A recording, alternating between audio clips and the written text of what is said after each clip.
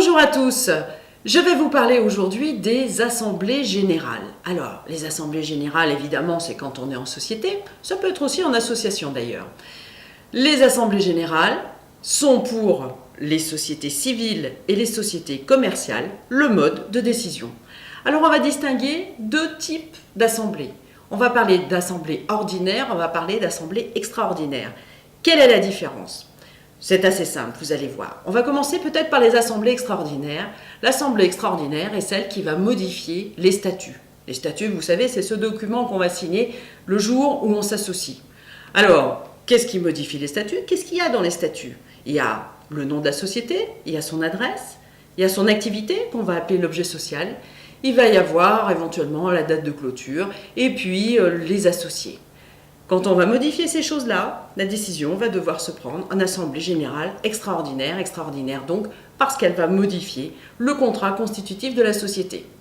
Particularité, une majorité accentuée. Donc la majorité va être des deux tiers des personnes qui votent. A contrario, on va avoir les assemblées ordinaires. Les assemblées ordinaires sont donc toutes celles qui ne sont pas extraordinaires. Attention à la terminologie. Emprunter 1 million d'euros, c'est une assemblée ordinaire. Choisir la rémunération du dirigeant, c'est une assemblée ordinaire. Vous l'avez compris, il faut absolument être vigilant sur le contenu de ces assemblées parce que certaines décisions, si elles ne sont pas prises en assemblée, n'ont aucune validité. La majorité des décisions qui sont prises en assemblée générale ordinaire, c'est la majorité absolue. Entendez par cela la moitié des titres plus une part. Par commodité, souvent on va dire 51% du capital. C'est pas tout à fait vrai, c'est la moitié plus 100. Quand je vous dis tout ça, vous réalisez que si vous voulez créer une société, vous allez vous demander quel est le bon pourcentage pour prendre les décisions. Évidemment, si vous avez plus de 2 tiers du capital, vous déciderez seul tout ce qui dépend des assemblées ordinaires, tout ce qui dépend des assemblées extraordinaires. Si vous avez au moins la majorité absolue, vous déciderez tout seul de tout ce qui est assemblée générale ordinaire. Petite précision, vous devez savoir ça, des assemblées générales ordinaires, il y en a une qui intervient tous les ans. L'assemblée générale ordinaire annuelle, c'est celle qui va approuver les comptes. Et quand j'approuve les comptes, qu'est-ce que je fais ?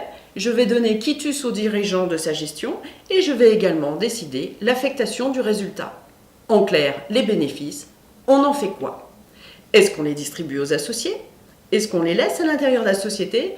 Ou bien est-ce qu'on va panacher les deux solutions? Décision importante, assemblée récurrente, majorité la moitié plus 1. Vous l'avez compris, celui qui a le pouvoir, c'est au moins celui qui a la majorité absolue. Celui qui veut avoir tous les pouvoirs va être à la fois dirigeant et associé au moins à 2 tiers. Je laisse tout ça à votre réflexion. Je vous invite à nous retrouver sur notre site internet avocatetpartenaires.fr ou à nous contacter au cabinet. À très bientôt.